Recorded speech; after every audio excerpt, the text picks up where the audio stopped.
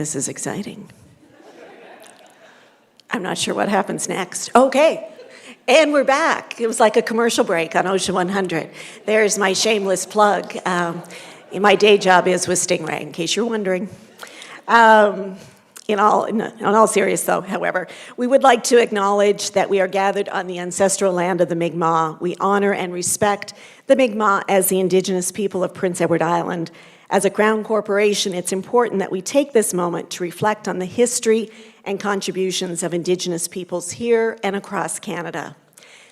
So we have a full and meaningful agenda ahead, showcasing the dedication, achievements, and impact of Health PEI and our partners.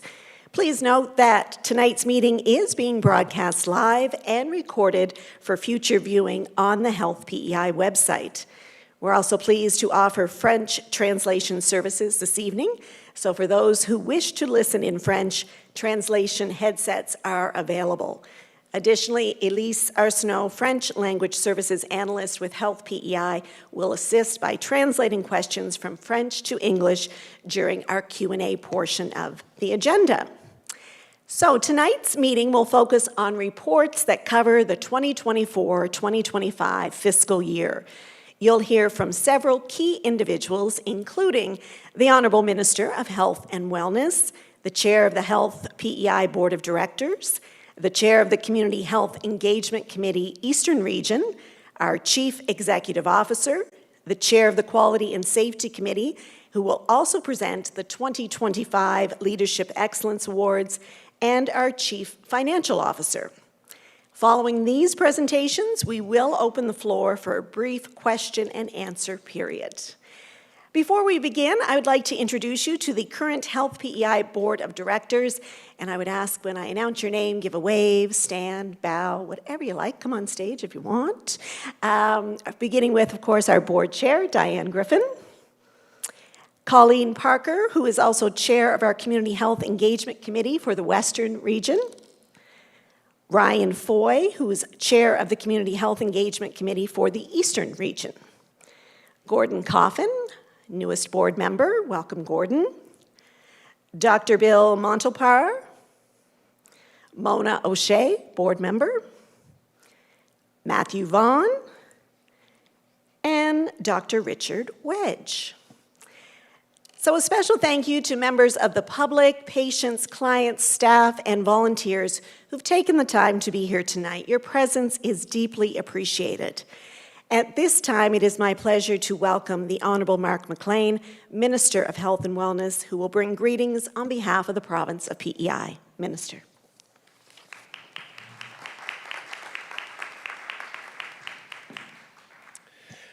Thank you, Jennifer.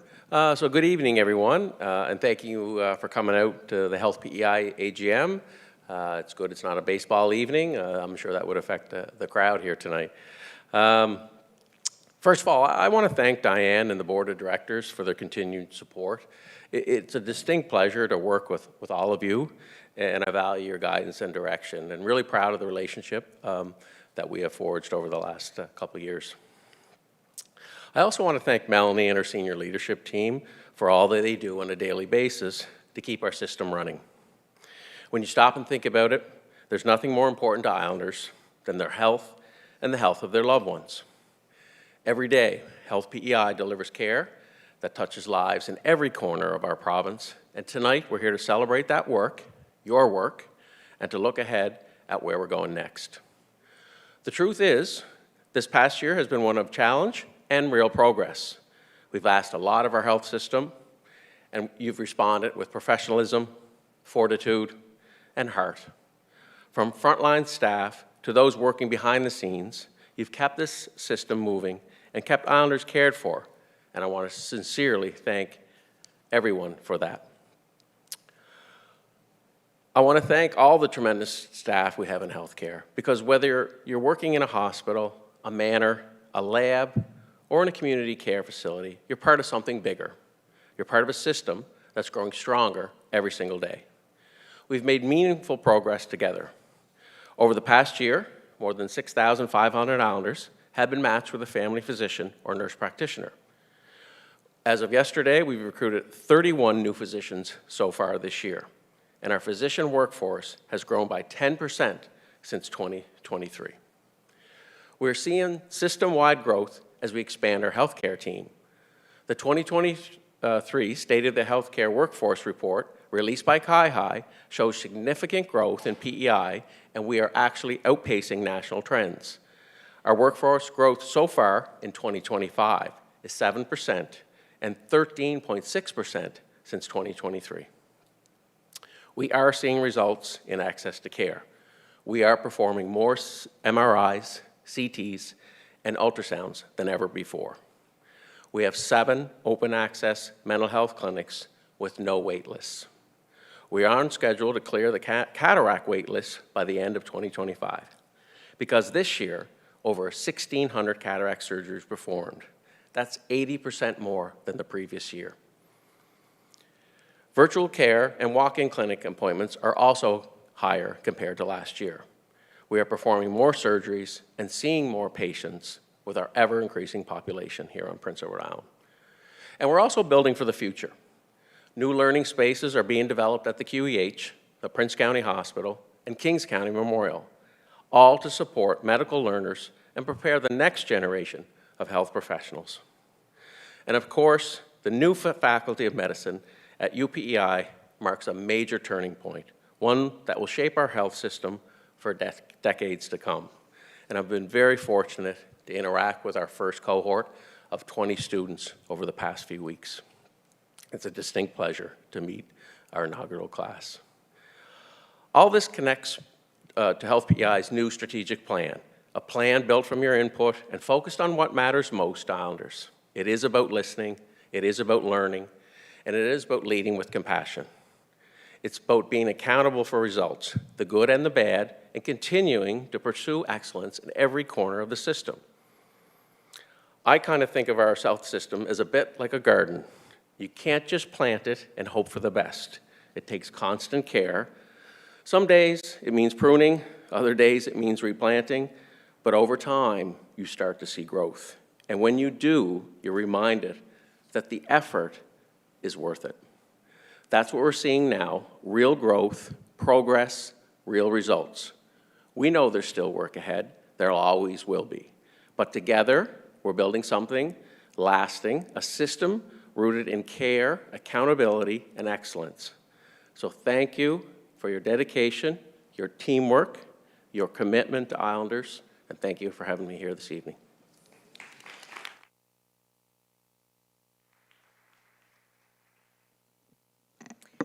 Thank you, Minister. It's certainly exciting to hear the many great things and developments that are happening in our system. And to share some further updates, next we'll hear from Diane Griffin, the Chair of the Health PEI Board of Directors, who will share an update on the board's work and board priorities. Diane. Thank you, Jennifer. This is taking a bit of a beating tonight. Thank you, Jennifer. That's great to know. Well, good evening, everybody. Great to see you all here tonight. For those who don't know it, I'm from this general area. I grew up just 3 kilometers over the hill on a dairy farm in Travelers Rest. Of course, everybody here knows where Travelers Rest is, right? Anyway, great little community. So, thanks to those who are joining us in person tonight, as well as those who are joining us online. We're very grateful that you've taken the time to come and be with us here tonight. The minister had lots of good news in his remarks. I have some more, and I'm sure it may be both repeated yet again by our CEO and she reports, but good news, you can always hear lots of it. The bad news we don't need to hear, we always hear about that too, but we're now in a situation where we have a lot of good news stories, and I'm very, very happy about that. So, I'd like to begin by acknowledging the minister. I've just spoken about him. Minister Honorable Mark McLean has been a delight to work with. This is our 3rd annual general meeting together. So, as I said last year, thank you once again for your ongoing commitment to Health PEI. It's great to have a minister so dedicated to his file. And the Deputy Minister, Lisa Thibault, has been a real steadfast partner in the work. She brings insight, leadership, and a collaborative spirit to Health PEI, as do all the other people we're working with right now. It's been tremendous. And with her excellent team at the Department of Health and Wellness, she helps to guide the policy direction that enables Health PEI to deliver the health care in the best ways possible. Great teamwork makes everything possible, but that also includes all of you in this room. Basically, when push comes to shove, so many of us have to realize that we are responsible for our own health, our nutrition and our habits, our sleep, all these things, they contribute to our health. We can't go and expect a pill to make up for what we've done all our years if we've been neglecting our health ourselves.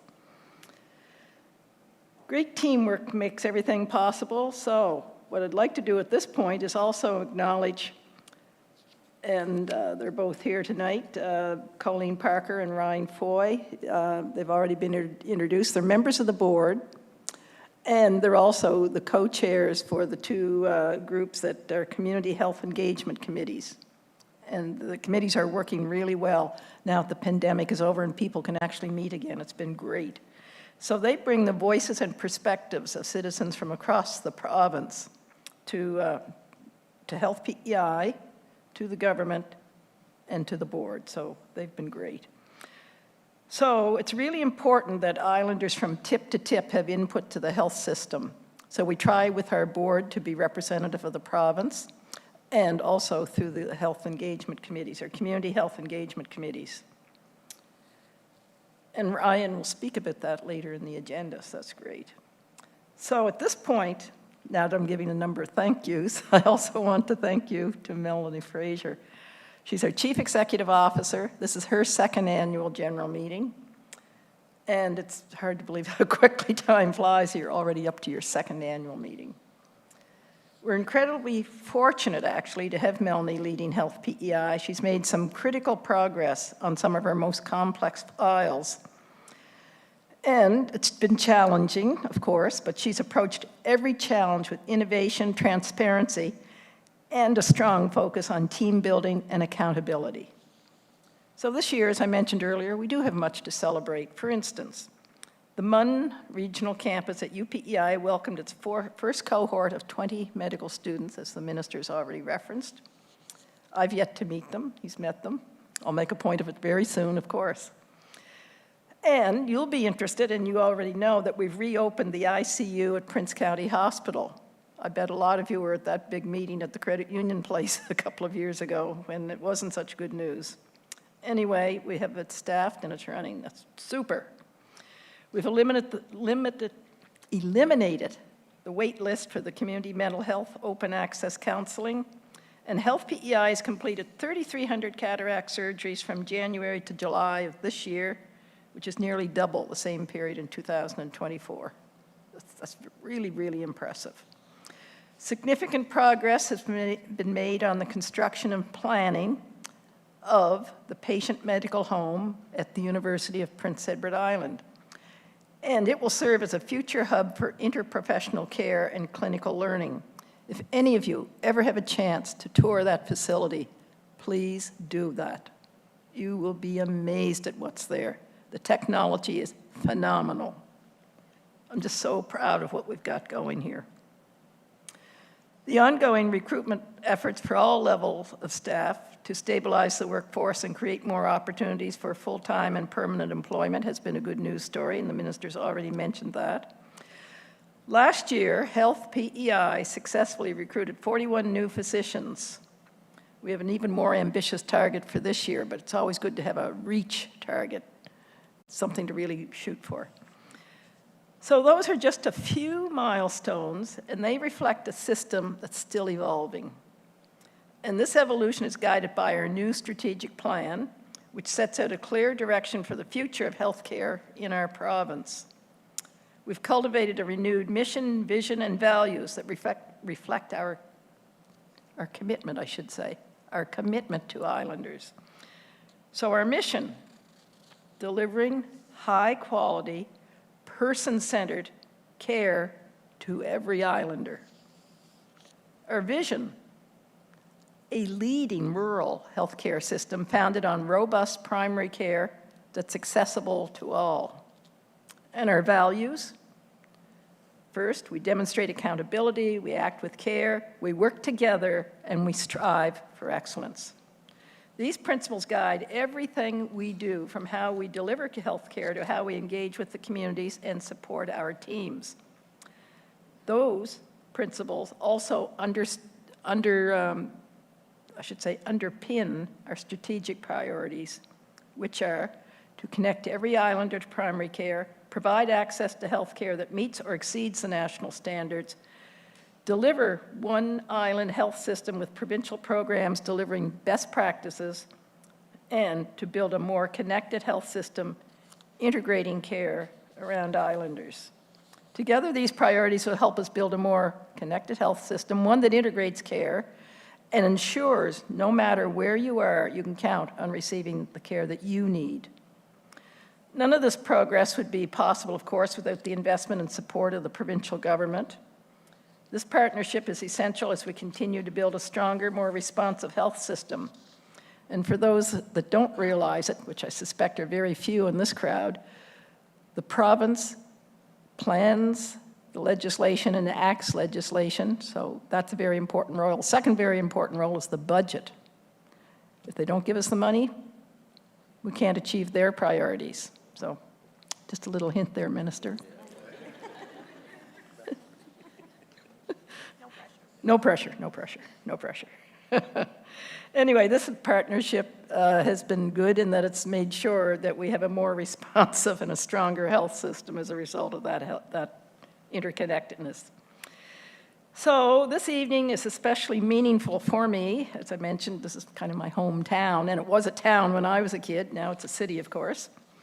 But it marks my final annual general meeting as the board chair, and it's been a real honor to serve in this role and work with all the other people you've been introduced here to tonight, as well as others who've already left the board. All of them have been so dedicated and just a treasure to work with. I feel very fortunate. So I want to speak directly to all islanders. I mean, your resilience, your feedback, and your trust in the system drive us to do better every single day. You remind us why this work matters and who it's for. Finally, I want to thank my colleagues on the board. I've already acknowledged what a delight you are to work with. Always a delight, great people. But their strong governance and oversight has been unwavering. It's been a tremendous board to work with. So thank you, everybody. It's been a privilege to work with you. And to all the staff of Health PEI, thank you, because without you, we would have nothing. You are absolutely treasures, and I want you to know that your board deeply appreciates you and all the work that you do. It's been tremendous. So thank you again for being here tonight.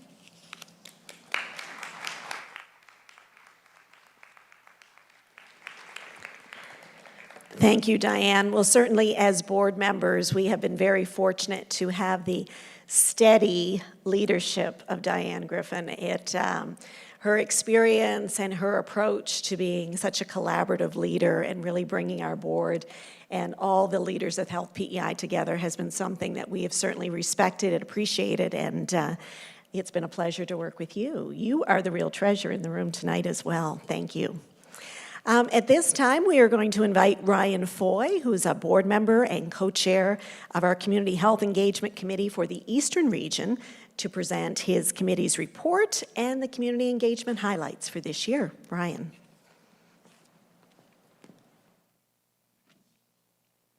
Thank you, Jennifer. Good evening, everyone. As was mentioned, my name is Ryan Foy, and I am from Cornwall, PEI.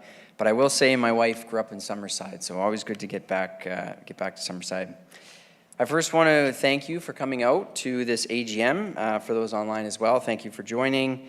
And also just to echo what's already been mentioned, just thank you to the Health PEI executive leadership team, the Health PEI board of directors, as Diane mentioned, has just been so dedicated and incredible to work with, and as well to the minister for all of your efforts over the past year. As well as serving on the Health PEI board, I'm here tonight as your co-chair for the Eastern Community Health Engagement Committee, or CHECS. The Western co-chair, Colleen Parker, is also here with us. Our committee represents our regional communities from tip to tip, representative of many cultural groups and hospital foundations from across the island. And as a group, we meet in person or virtually 4 times a year, and we actually just had our annual in-person meeting in Badek. Each of our members bring their own set of skills and experience to the committee. Committee members have diverse backgrounds and experience in areas such as management, education, policy, government relations, and of course, healthcare. Our 18 members are committed to their duties, which include gathering information from the public, respecting their health needs and services, identifying health-related issues in their regions, providing feedback related to both health policy and the delivery of health services to the Minister and Health PEI Board. And finally, providing input regarding strategic planning, which we've seen presented here this evening, and also input with the Department of Health and Wellness and other provincial strategies relating to healthcare. Now, this past year was really, really special. As Diane mentioned, we've been up and running, and the committee has been very strong and very engaged. But this past year, the CHEC Committee helped inform the new strategic plan and supported the community health needs assessment as well. The committee also participated in briefings and education around the new patient medical homes, the new UPEI medical school that's been mentioned, as well as midwifery care, which continues to expand across PEI. Also, our Western co-chair, Colleen, also accompanied Melanie Fraser and our board chair, Diane, as they conducted site visits across PEI with a stop in Western PEI. As we look ahead, we look forward to continuing to provide feedback to the Minister and the board to highlight both the challenges and the opportunities for healthcare within our regions, and to provide input towards the direction of a stronger health system across our island. Thank you.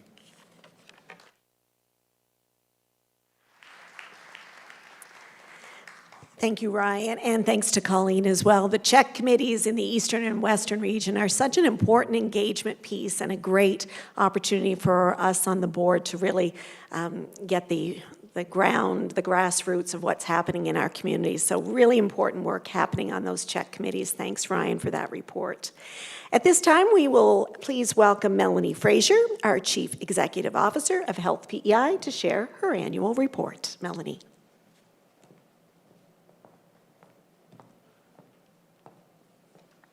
Is it okay if I adjust this? So, first, want to offer a very warm welcome to all of those who are joining us from across the province online, and welcome here to those in person to this beautiful College of Piping and Celtic Performing Arts. I hadn't been here before tonight, and what an incredible facility.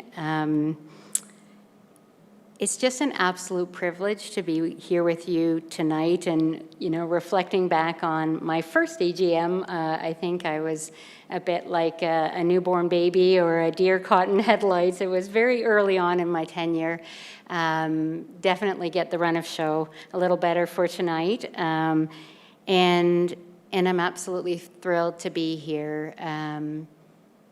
Speaking about our accountability for the healthcare system and the delivery of healthcare to all islanders.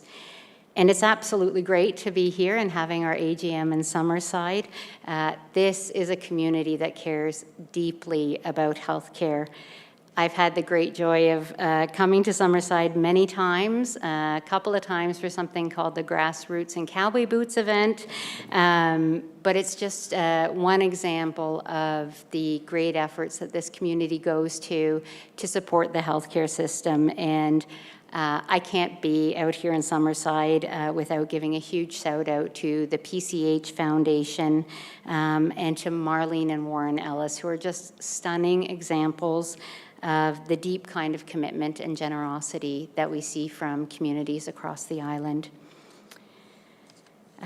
As Diane and the Minister and Ryan communicated, it has been an exceptional year, and I remain humbled by the incredible talent and the accomplishments of this team, and many of you are here in the room, many of you here online.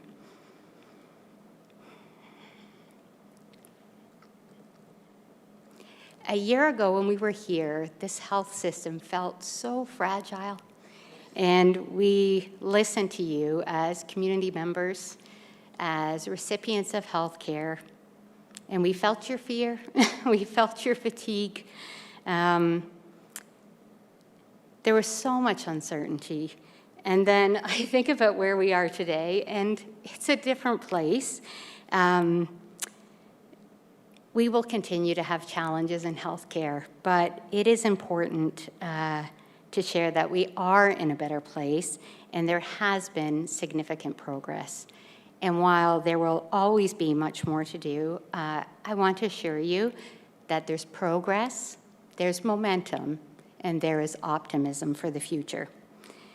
And we will achieve our goal. My team knows I won't stop until we achieve our goal, and that will be to connect every islander with primary care.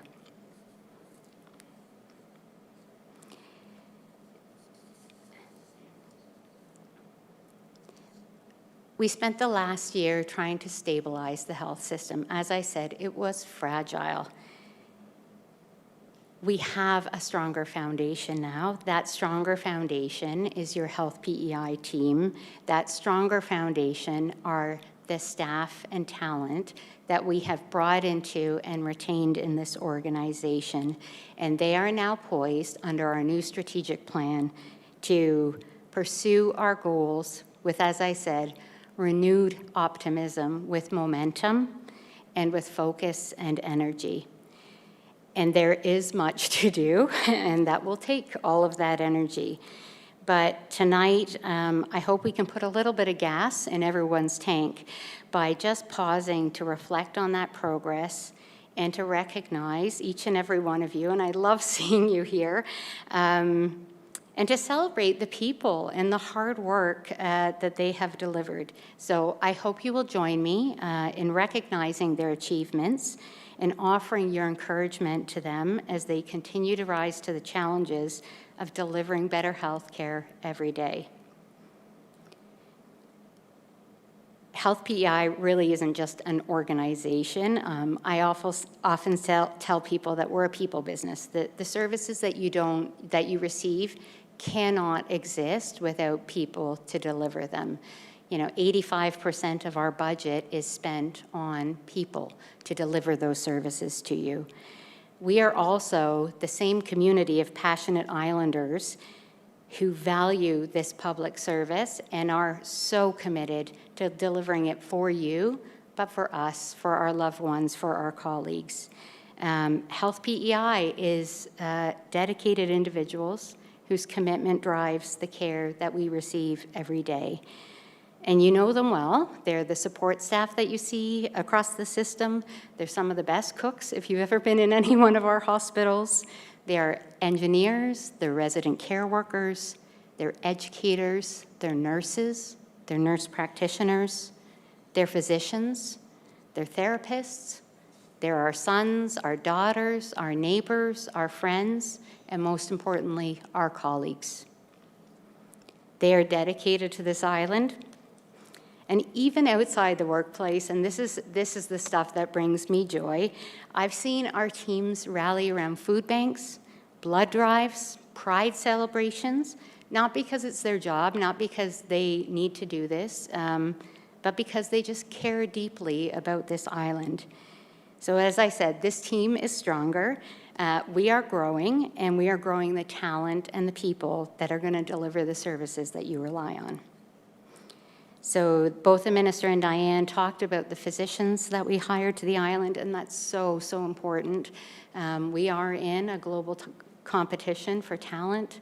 I was at standing committee a little while ago, and I mentioned that there is a need for 23,000 family physicians across the country, and there are 1,300 produced every year. So as we go out there to recruit, we have to be good, we have to be attractive, we have to be fast, and we have to continue to learn and keep pace, and we are.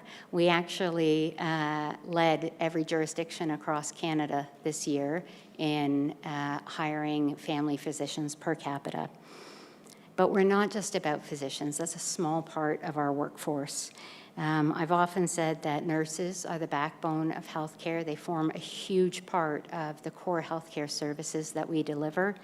And since coming here, I believe we've added 363 registered nurses and 14 nurse practitioners to Health PEI. Is that enough? It's not. Will we hire more? Absolutely. In addition to that, all those other staff that I mentioned, we have hired 1,000 frontline staff to work for you, to work with you, to deliver the care that you need. They're not just numbers. As I said, the care only gets delivered when you have the people to deliver it. And so we're going to remain focused on bringing that talent into Health PEI and retaining that talent into Health PEI so that we can deliver the services that we need the most. This level of recruitment has just been an absolutely remarkable effort, and I do have to take a minute to thank the incredible team of HR professionals and recruiters and all of the staff and people who support them. It has been hand-to-hand combat out in the field in this war on talent, and we're winning, and it's hard work, and we're going to keep at it. I'd also like to take a moment to acknowledge an important partner of ours, and I'm so glad that you're here tonight, Barb. I wanted to recognize that we have this incredible support and partnership with our nurses union. This is what's allowed us to be able to hire all of the students that wanted to work in PEI out of our graduating classes, to bring more full-time nurses into Health PEI, to simplify how we classify them, how we pay them, so that we can recruit and retain them easier. And that kind of partnership and the kind of success that we've had wouldn't have happened without being able to have a great partner like Barb and you. So I want to thank you for your collaboration and support, and the successes that we're talking about tonight are owed definitely in part and in whole to this collaboration. So thank you. You'll all receive a copy of the annual report tonight, or a link to it, I guess, so we don't have to print too much paper. But I do want to recap some of our other incredible points of performance and progress over the past year. You know, focus, I've always said, is really important in delivering, and focus paired with action lands us results. This past year, we took a focused approach. We held ourselves accountable to national benchmarks because we feel like Islanders should expect care no less than any other Canadian, and we want to deliver care that meets or exceeds what the rest of the country has. And so, as I've said tonight, or said before tonight and every day to my team, we have to remain relentlessly focused on connecting every Islander to primary care. And to do that, over the past year, we had to build a new patient registry. We needed a system we could trust for good data so that we knew who was waiting for care, where they were waiting for care. We could manage our performance. We could report on our performance transparently. We needed a recruitment team, as I said, that could compete globally.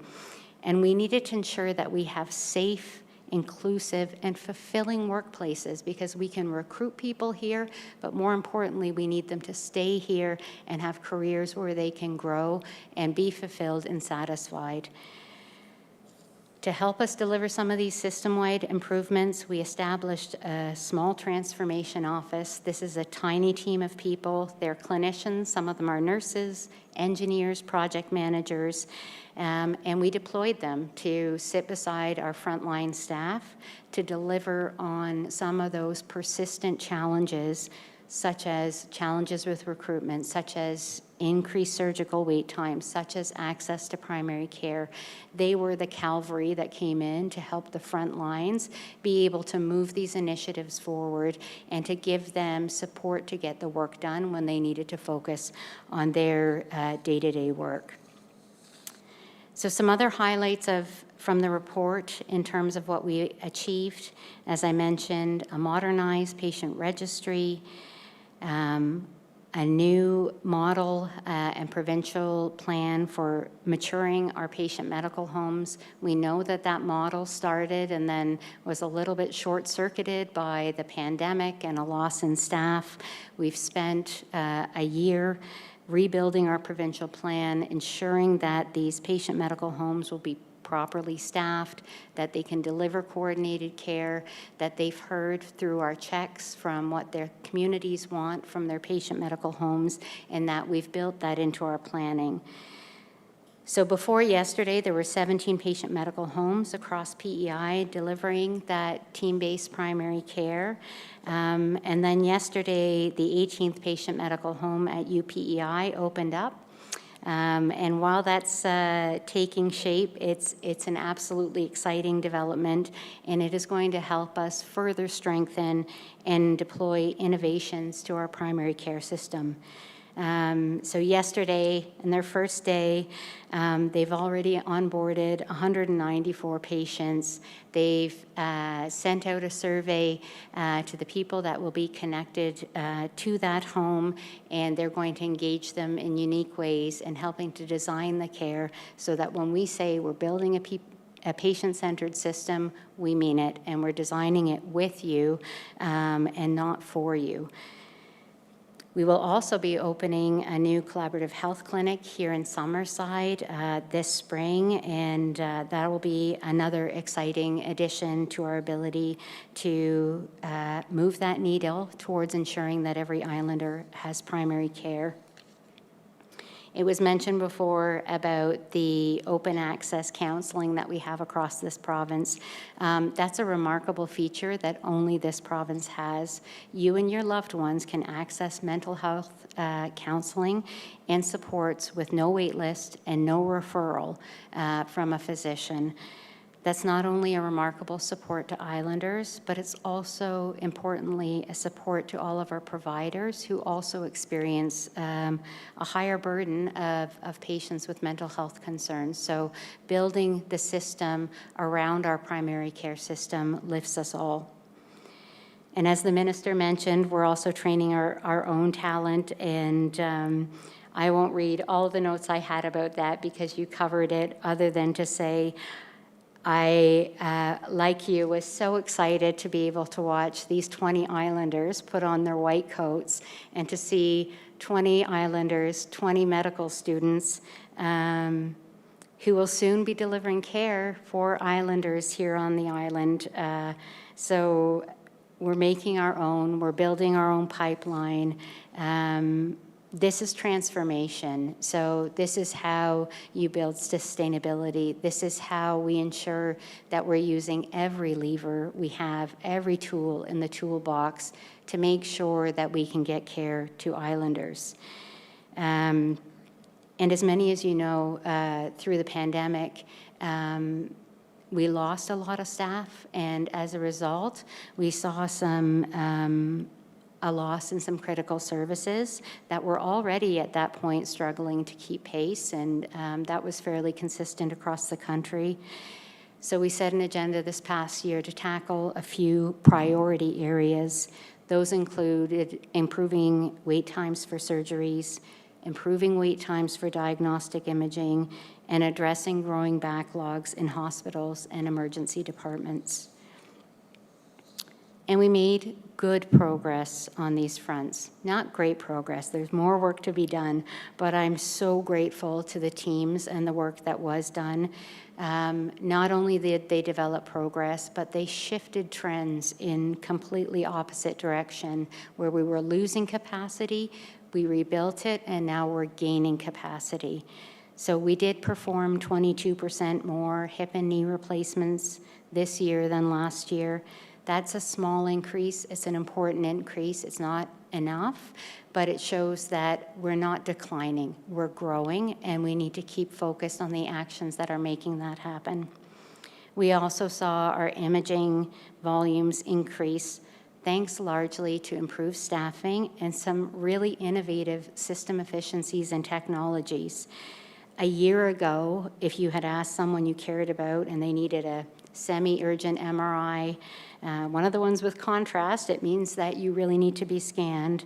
The average person was waiting 53 weeks. That was unacceptable. Today, the average person would wait 19 weeks. We need to get that to 16 weeks. That is the national standard, and we won't stop until we're there. Likewise, routine MRIs, individuals in PEI were waiting 76 weeks. That's not acceptable. That is now 30 weeks, and we will continue to push on that until we meet the national standard. We've increased the volumes of CTs. We've increased the volumes of ultrasounds by small percentages, 10 and 19% respectively. We need more staff to deliver more imaging, and we're going to continue to pursue acquiring that talent, training that talent, creating the workplace that retains that talent. That's how we deliver services. We're also focused on improving access and coordination across the system.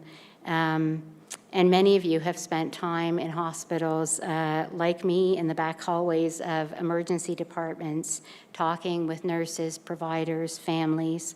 Hallway medicine isn't a term. It's a heartbreaking experience that patients, families, staff, and providers endure to see the sickest patients lay on stretchers in noisy hallways under bright lights waiting for a bed. So we're working hard to try to get the staff, the services, the flow through our system so that we can ensure that patients get care in the right environment. Last year, 46% fewer patients at Prince County Hospital were provided care in what we would call hallway medicine, or IABs if you're a nurse or one of our staff, 46% less. Many days during flu season where we had 0 IABs. That means a lot to some people in this room. We had similar success at QEH, but we're not there yet. So again, what does it mean? More staff, better technology, more efficiency, more training, more focus until we can get people the care they need. And we're doing that. We're also tackling hospital flow. We have a dedicated team working across the province to get flow happening throughout our facilities and between different sectors of the healthcare system. As a result of that, we had more beds open in the system, long-term care beds, hospital beds, than in the past 2 years, and far fewer closures than we've seen over those same 2 years. And it's not just about beds or beating the stat about the last 2 years. When a hospital closes, that's losing confidence. That's people losing the confidence in the public services that they rely on. So we need to not only prevent those closures, but we need to build back that confidence that we're going to make sure that those services are there for them going forward. And it was mentioned, but it has to be said again that one of our greatest prides was being able to see the ICU reopen here at Prince County Hospital.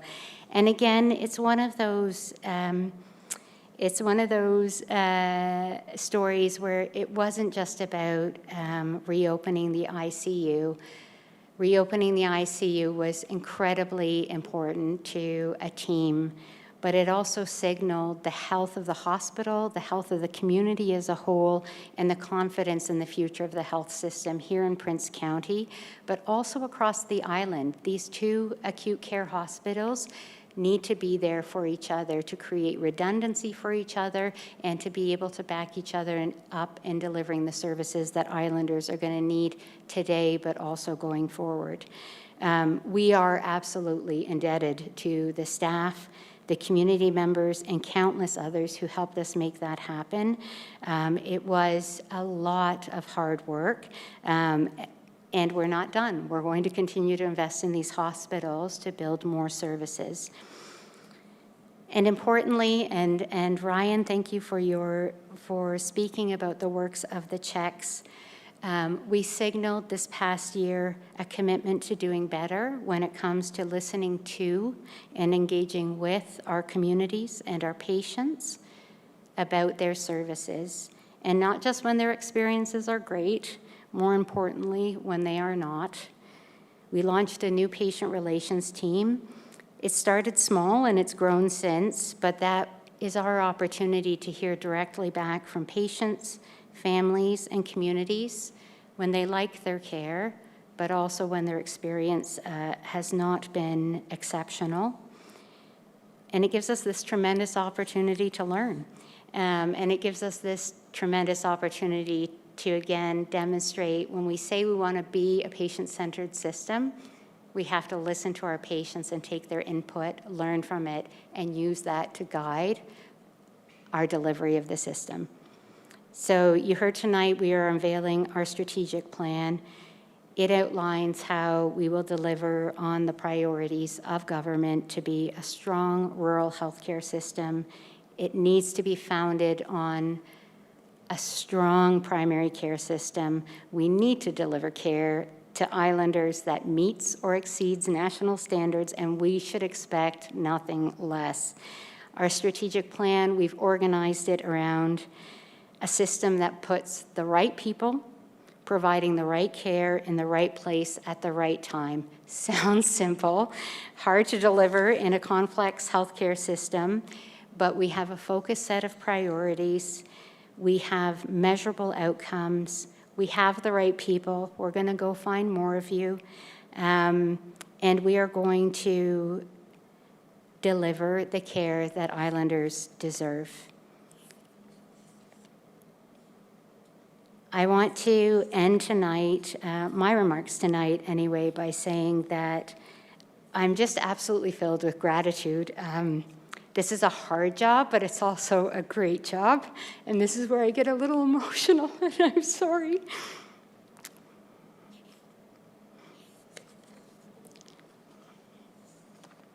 I am so immensely grateful to our staff. You demonstrate courage, compassion,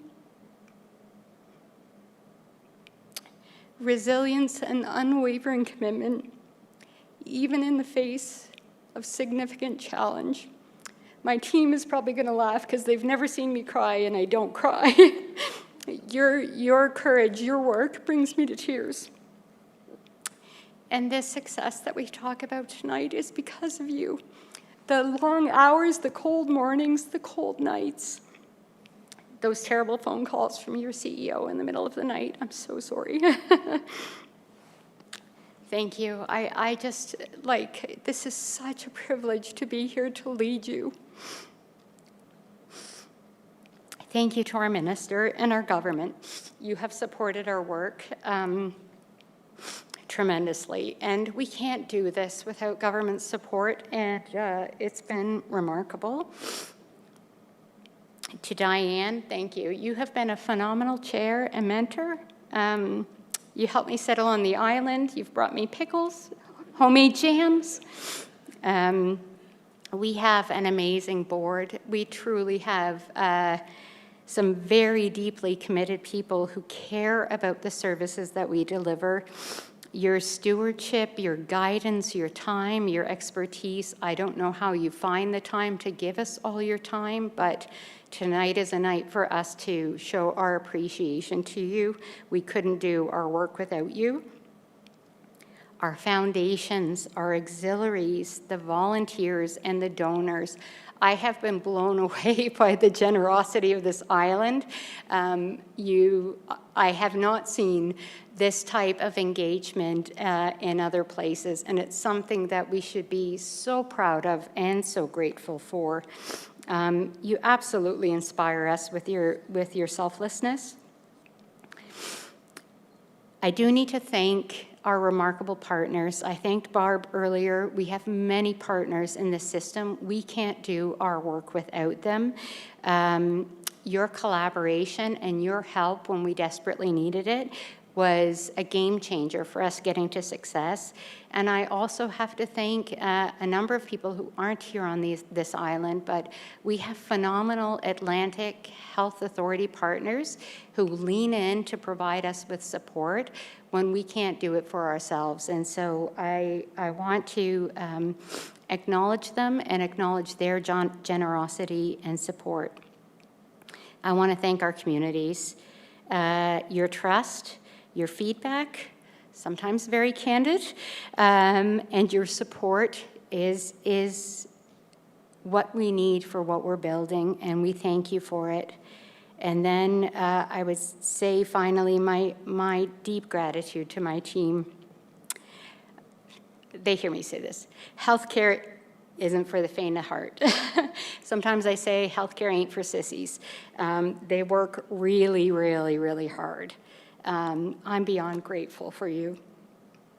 Every day, every weekend, every evening, the Christmases they miss. You are amazing. Thank you for joining us on this mission. So thank you all. I never cry, guys. I can't believe I'm doing this. Never. He's like, never. She doesn't have emotions. I do. I really care about my people. We're one island. We're one healthcare system. We have to be one team. It's up to us, and we succeed together. We saw how fragile it could be. It's better. Let's keep going. And now I'm going to show you a bunch of pretty slides so I can go clean this up. And this is really what it's all about, the people that have delivered the tomes of progress that you're going to read through in our annual report tonight. Thank you to all of you. And can we roll that, please?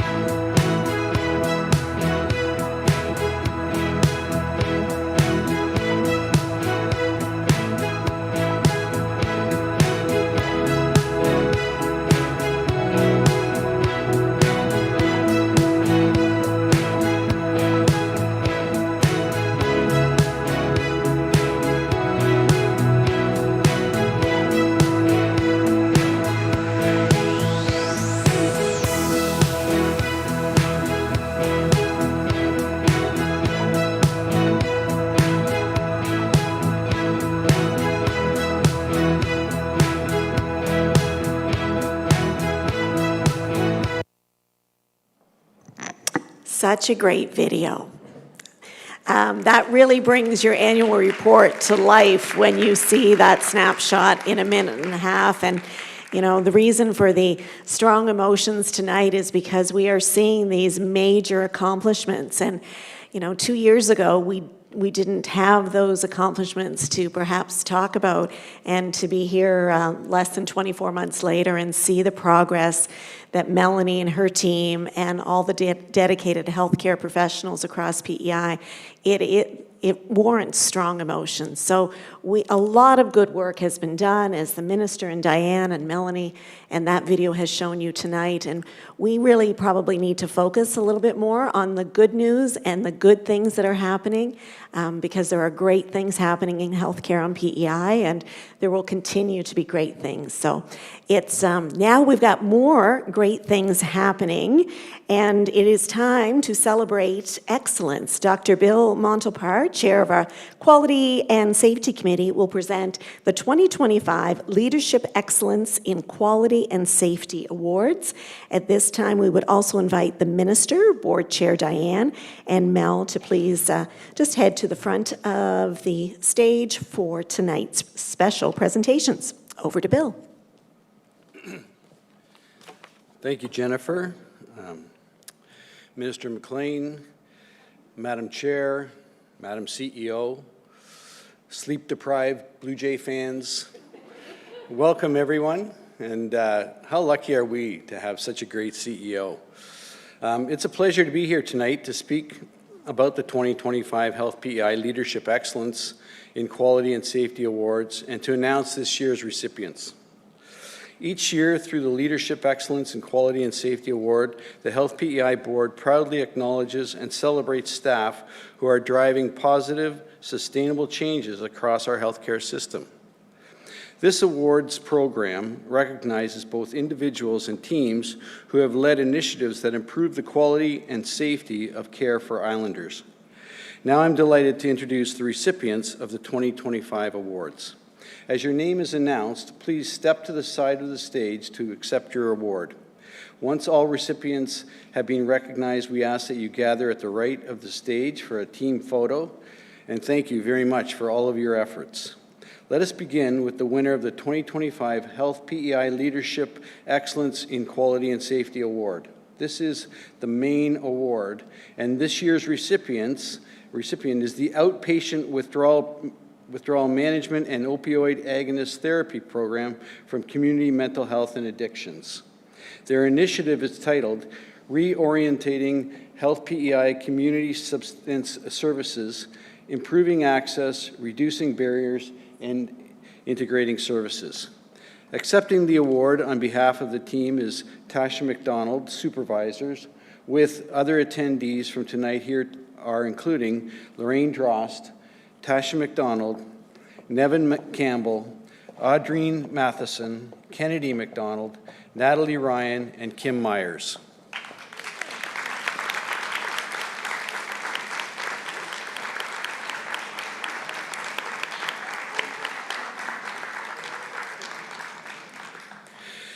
I'll say a little bit about this group. The Outpatient Withdrawal Management and Opioid Agonist Therapy team has led a bold and transformative initiative aimed at improving substance use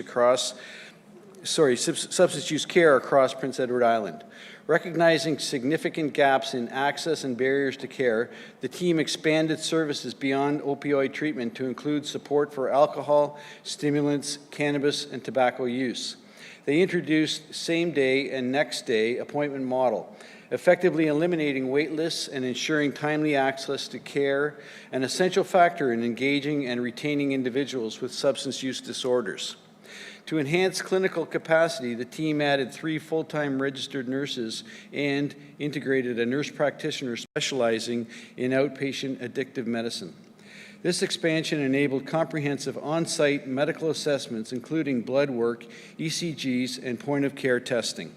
These improvements have reduced reliance on hospital services and strengthened continuity of care. This team exemplifies professionalism, innovation, and collaboration. Weekly interdisciplinary consult huddles foster open dialogue and mutual learning, and clinical decisions are shaped by diverse perspectives, including those of clients. They have built strong partnerships with stakeholders across the province, including Peers Alliance, the Chief Public Health Office, UPEI, and the Inpatient Withdrawal Management Unit. These collaborations have helped standardize care, improve educational materials, and expand harm reduction resources. Since January 2025, the team has increased capacity to assess and treat a wide range of substance use concerns. They've provided holistic care through expanded clinical services at outpatient sites. They've treated 30 clients from the inpatient waitlist in the outpatient setting. They've improved access to harm reduction supplies and educational resources. They've strengthened relationships with academic and community partners. They've initiated ongoing evaluation through client feedback and transparent communication. And their work has not only improved access and safety, it has reshaped how substance use care is delivered in Prince Edward Island. So please join me in congratulating Tasha McDonald and the entire outpatient withdrawal management and opioid agonist therapy team on this outstanding achievement.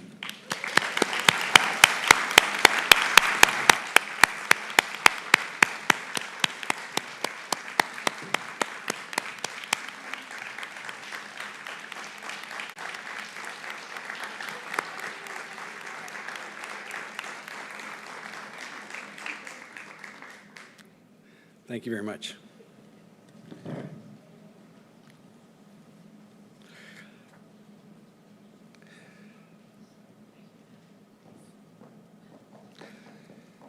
Now we have our Award of Merit presentation, our first, and we recognize this Award of Merit recipient, the Peripherally Inserted Central Catheters, or PIC, Improvement Program from the Prince County Hospital and Queen Elizabeth Hospital teams. They're being honored for their proactive and patient-centered approach to catheter safety. Those here tonight with the PIC program include Tracy Hagan-O'Connor, Holly Grant-Munn, Kim Baunis, Anita Harper, and Julie Hamill. You could please come up.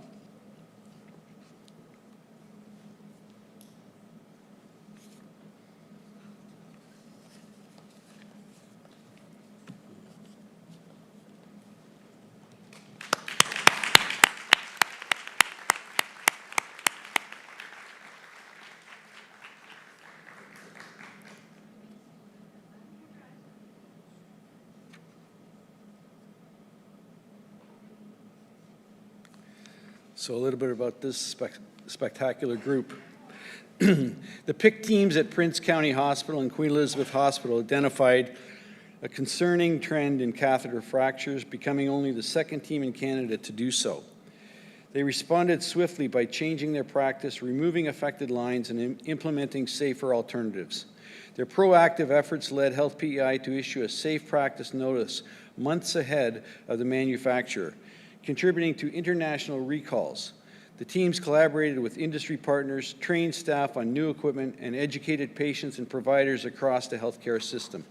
Since December 2024, no affected PICs have been used and no serious adverse events have been reported. Their work demonstrates proactive leadership, transparency, and a strong commitment to patient safety. In addition, they have led efforts to standardize PIC practices across the province and are currently developing a provincial central venous access device, the CVAD, care and maintenance policy to support best practices system-wide. So please join me in congratulating the PIC teams at Prince County Hospital and Queen Elizabeth Hospital for their outstanding contribution to quality and safety.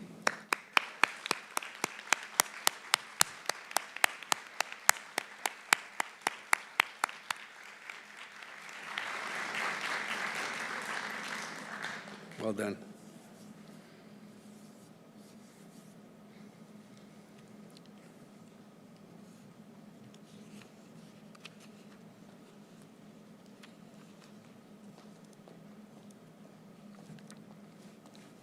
So in the spirit of baseball, our next team is now on deck. So Award of Merit presentation number 2. Our second Award of Merit goes to the Home-Based Care Virtual Care Committee for their Monitor Alert Systems in Home, or the MASH program. Those here tonight with the MASH program include Crystal Pratt, Tina Davies, Amanda Fraser, Ellen Diab, and Lisa Gotel.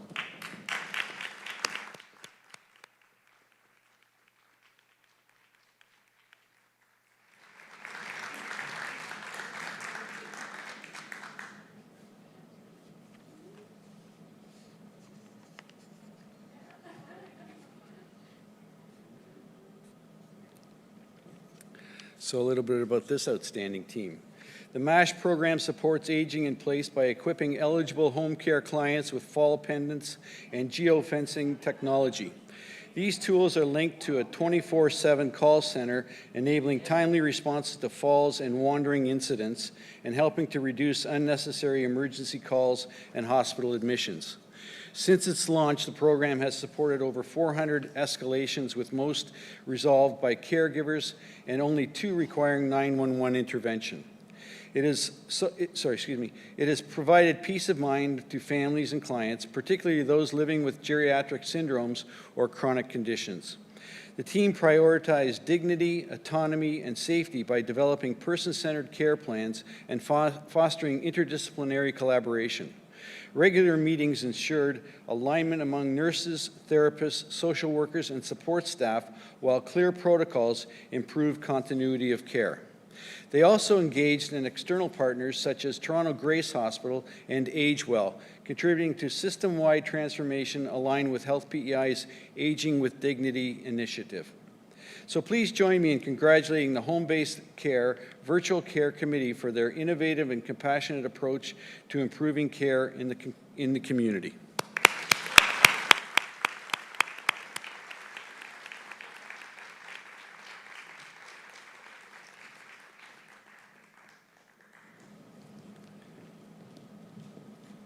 Thank you.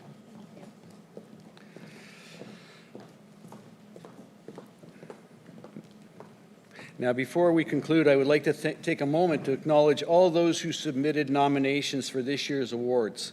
Your dedication to improving quality and safety in healthcare is deeply appreciated, and it reflects the strength and innovation across our organization.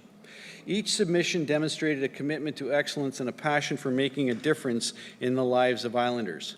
Once again, congratulations to all our award recipients. Your leadership, collaboration, and impact are truly inspiring. Thank you for your outstanding contribution to Health PEI.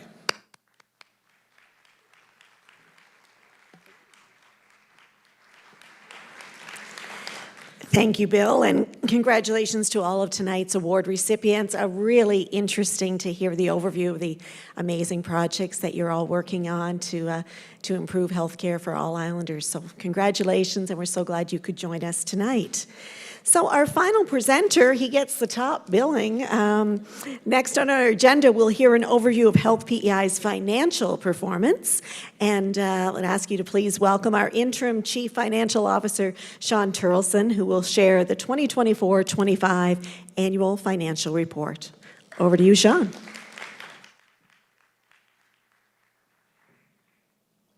Jennifer told me I couldn't touch the mic, but I'm gonna be, yeah, and I took her pen before. An absolute pleasure to be here tonight. This is my first Health PEI AGM, and it'll be my last. So hopefully I do it justice. And you've probably been looking forward to this all night, the number portion of the agenda that we have in place. So if you're not a numbers person and somebody's falling asleep beside you, just please give them a nudge. I'll try to get through this in the most painless way possible. Just to tell you a little bit about myself, I feel absolutely honored to come to PEI and being asked to stay in this position for, by the time I leave, almost a year. I've been a CFO in 4 different provinces and regional health authorities and provincial health authorities, and I gotta say, this provincial health authority has soul. And what you're trying to do from the government level down, you have a fantastic CEO, you have a great minister that I've got to know over the last 6 months, and I'm absolutely honored to be part of this overall organization that's delivering healthcare services to you Islanders. Build it up, don't tear it down. There's a long, long way that we have to go, and we make mistakes along the way, and I've seen those, but we will try to build each and every day under Melanie's leadership and under the minister's leadership. So having said all that, being a professional accountant most of my life, I've always followed lunch, or I followed some great speakers like that we've heard tonight. And so now we get into the fun part of the agenda, and hopefully I can bring some credibility to what is Health PEI and the numbers. The numbers are vitally important because without the investment from the province into our healthcare services, we can't deliver on it. You've heard from the minister, and you heard from Melanie and our board chair how many great things we've accomplished in this year. And let's not lose sight of those, and let's celebrate those as we go forward. But it costs an incredible amount of money to deliver healthcare services, especially for a small island population of 180,000 people that you're trying to deliver up to tertiary level care. You can't deliver it on the island, but we're trying to build hospital services around that. You're trying to keep ICUs open, you're trying to keep emergency departments open, and various other things. That's a big investment from government. And when I came here, I looked at it and I said, like, wow, these people are committed. This government is absolutely committed to investing in the services for you islanders. Is it fast enough? Maybe not. But you have to look at what Melanie said and the minister said of how many people we're actually touching on an ongoing basis and how we're developing new nurses, new doctors, new allied health professionals coming to this island. Be proud of that. It takes time. You may not have that family doctor right now, but you will have it in the future. There's plans behind the scenes that Melanie's administration is working tirelessly. And we see ourselves as being joined at the hip with you providers at the front lines and trying to support where we're balancing life, we're getting people in place, and we're going home safe and happy. So that's the good part of this. Now we're going to jump into the numbers. And I'm going to try to bring some context to what it means. So in doing my job as CFO, I have to tell you that Health PEI received an unqualified audit opinion where the Auditor General has indicated that these financial statements that I'm going to present tonight are materially correct and in accordance with public sector accounting standards. A full set of financial statements is included at the back of your annual report. And so some of the schedules that I have in here tonight, I'm just going to point out where they are and what the information needs. But, you know, it really answers a lot of questions that you'll have about various things that you go, where's our money going in the health system as taxpayers? There's really two components to the Health PEI's financial results. And one is operating and the other is capital. For our operating activities for 24-25 fiscal year, Health PEI had revenues totaling $993 million, which was higher than budgeted, but still did not represent the total cost of delivering healthcare services to islanders in this province.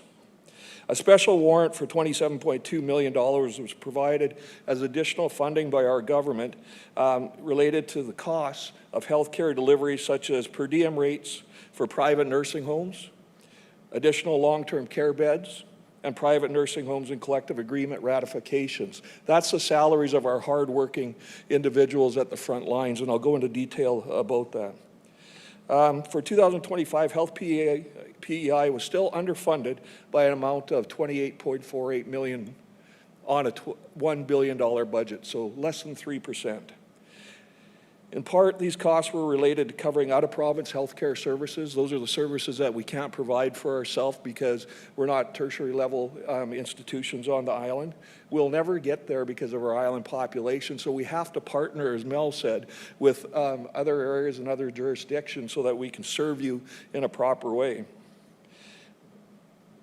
A lot of the out-of-province health services actually increase our costs in a way that, you know, we're trying to control over time, but it raises our budget above what we would do if we could deliver those services ourselves.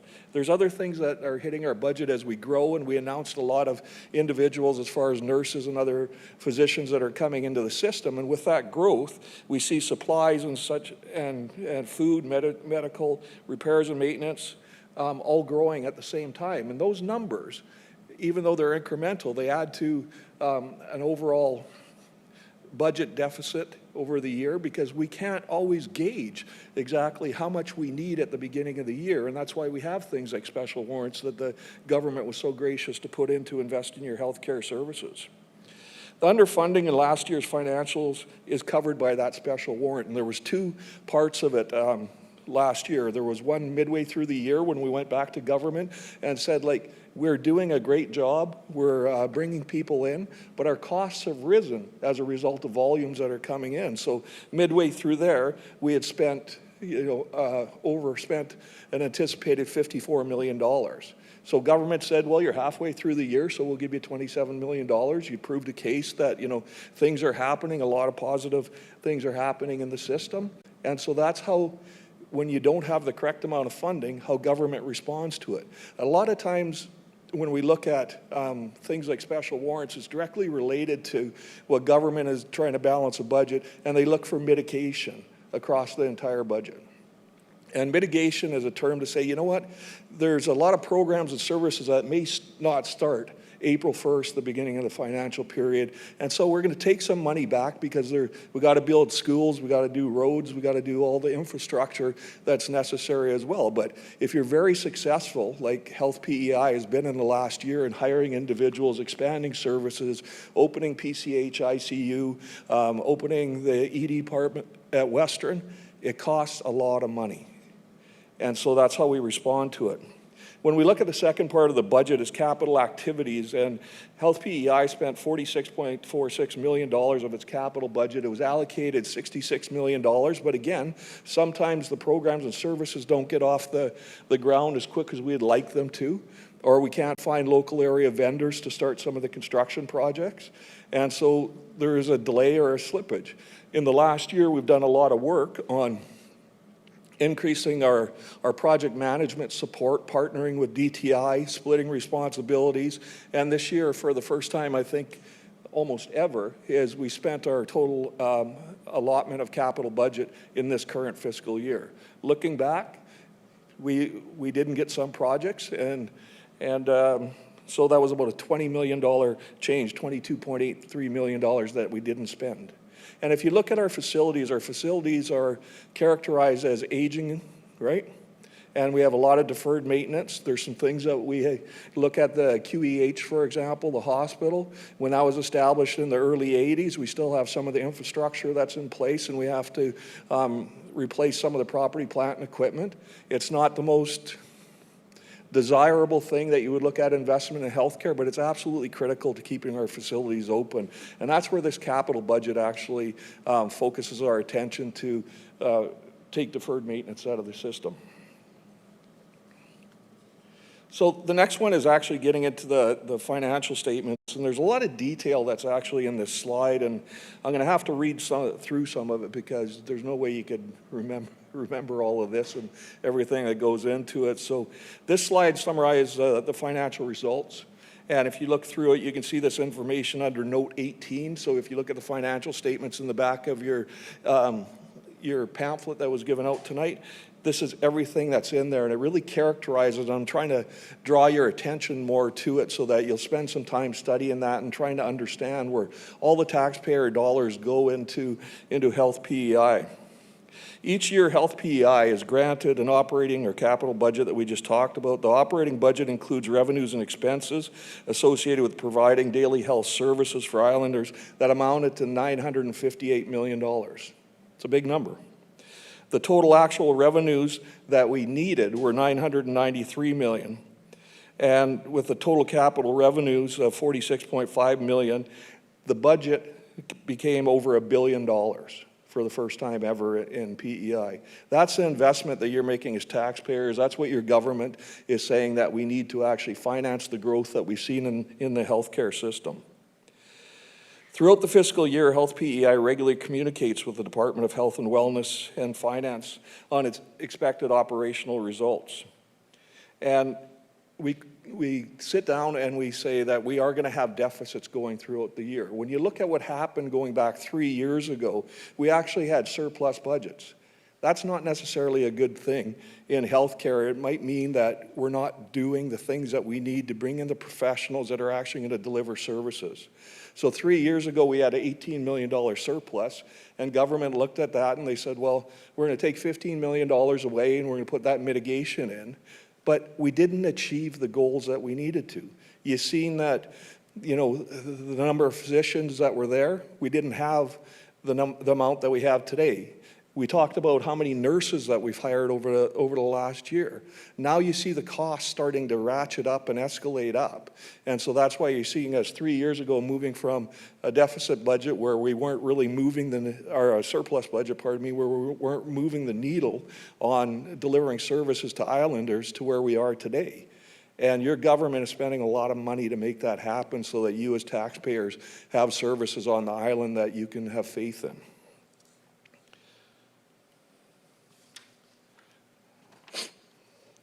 I really skipped over the big one with all the numbers on it because you know what, my middle-aged eyes can't even see them, so I'm not going to put you through it. So, when we look at the financial statements, this is just saying that most of what we get as far as revenue comes from the province, and it's a related party transaction. It's not changing for me. We went back. I'm not doing this. Oh, exactly. We just got a delay on it. So now we're back to that one. My apologies. But we'll go to this slide, actually, and then we'll come back to expenses by type. I'll just mention expenses by type in here. And one of the things that I wanted to mention before I get in this slide is that another meaningful view of how our costs are actually articulated are found in Note 22 when you look at the financial statements. But I wanted to highlight that compensation is approximately 65% of our total expenditures. So when you look at that very large number that was going over $1 billion, 65% of that is going into your salaries, going into the work that you do in providing care to islanders. That is extraordinary and a big number. And so when you look at it, you have to put it in context with the other services that we're conducting and delivering services for out of province. When I'll get to those numbers, it's over 80% of our budget is going to delivering frontline healthcare services. And that's not even considering the expenditures that we have on property, plant, equipment, and all the supplies. So just when we look at contract services, that amounts to $65.5 million or 48% of contracted out services. I wanted to tell you what was in this because when people look at contracted services, they're going, is that administration? Where are they spending the money on and various other things?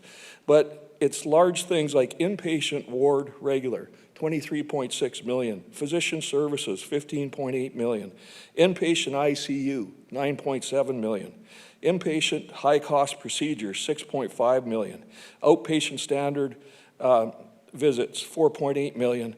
And PT, or PET, CT, MRI scan, $1.2 million. All of those contracted out services are things that are going into our healthcare system that we can't deliver in a cost-effective way on the island, so we're partnering with other jurisdictions to actually do that. So 80% of that is our staff salaries and contracted out services. I'm not going to change this yet because it's scaring me. So when we look at our overall budget, oh, now it went back to expenses by type. Are you guys doing something to me up there? It's the guy in the back. Now it went to the next one. I don't know how to get back to the expenses by type, so I'm just going to read through it. My apologies, folks. I'm not even touching this thing, and it's changing. I don't know. We're going to leave it there, and I'll catch up to it. So I wanted to talk about like some of the things that you'll see in the financial statements when you talk about Note 22 and Note 18. There's something in there called sundry expenses, and this includes operating grants to non-government organizations, so it's the public drug program subsidies. It's grants established under union collective agreements, and that's approximately 61% or $65 million of our sundry costs were grants related to sundries and private nursing homes. So our overall sundry expenditures, when you look at the financial system, was about $105 million. Remember that those sundry expenses are health-related as well. So our supplies each year, Health PEI spends a significant amount on supplies, and a total approximately $99.5 million in 24, 25. Those were all the things that were consumables in hospitals, long-term care facilities, and wherever we're delivering services. Our equipment purchases totaled $13 million, which was approximately 1% of our total expenditures. Buildings and grounds amounted to $7.7 million, which was approximately 1% of our total expenditures. And when we look at the equipment that we're buying in most of our jurisdictions, we have to give a big shout out to you as taxpayers that are donating to the foundations that are actually buying the equipment that we're seeing, especially in QEH and in PCH. So I'll just go to the kind of last slide here because I think I got the hook on time.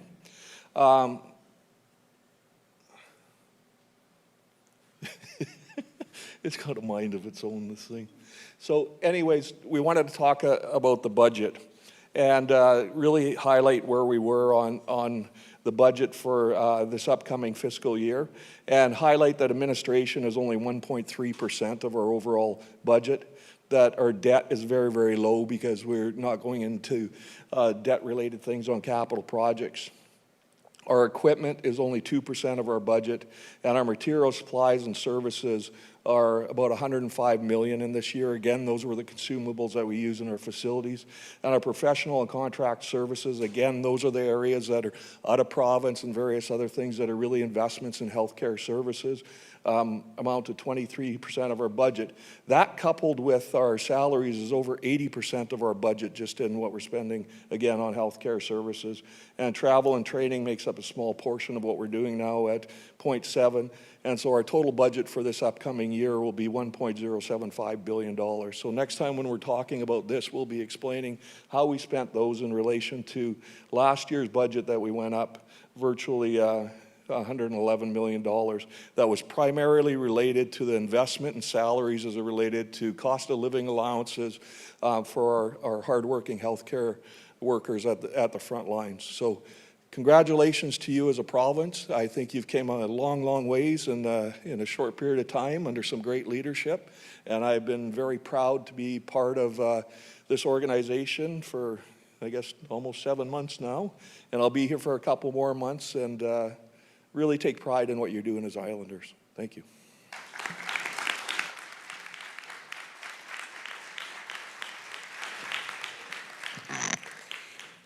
Thank you, Sean. Tough spot on the agenda, last presenter of the evening, but a great, very common sense overview. And Sean will be here after the meeting as well if anyone has any specific questions that you want to ask one-on-one.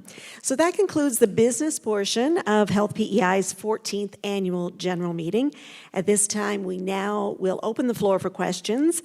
Joining us for the session for the Q&A will be the Honourable Minister, our CEO, and our Board Chair. We do have 2 microphones at the top of the stairs and one down here just in front of the stage. So please, we invite you to come forward with your question. Just state your name, share your name and your question. We also have some questions that were submitted in advance, and one of our Health PEI staff will be sharing those questions. So the floor is open. If we want to start perhaps with one of the questions that was submitted earlier. Sure. David. David? It's Dave. Hi there, I'm Dave Atkinson. I'm a communications officer at Health PEI. So we've got a question that was sent in online, and it's a 2-parter. So we're going to start with taking my glasses off because I can't read it. So first off, what are you going to do about the summer heat in long-term care nursing homes? So we'll start with that. So I'm happy to, can you hear me through this mic? Yeah. So I'm happy to answer that question, and actually fortunate to have the CFO here because our capital planning team reports under him as well. So there had been a scheduled and planned program to roll through and ensure that all of the long-term care homes had sufficient air conditioning. We did do a check-in as we were heading into the summer this year, and unfortunately we did have a couple of RFPs. Those are requests for proposals that we're generally required to let when we're doing provincial construction projects, and unfortunately we had nobody bid on 2 or was it 3 different RFPs. So at that point, we had to then move to a process where we directly contracted and sought out vendors to build and deliver the air conditioning in those homes. So that really led to the delay. I can say the work is underway now. It was unfortunate that it wasn't, didn't go to plan, but I would say that sort of speaks to our desire to follow the policies that exist, but when they're not delivering the outcomes that we need, then we move forward with the other tools that we have to make sure that we're getting the outcomes that we need. And long-term care homes are people's residences. They're their homes, and we want to make sure that they're comfortable. Air conditioning and heat and having a safe, appropriate environment is a part of that. And so absolutely want to ensure that those homes are well managed. Thank you. Just going to read the second half here.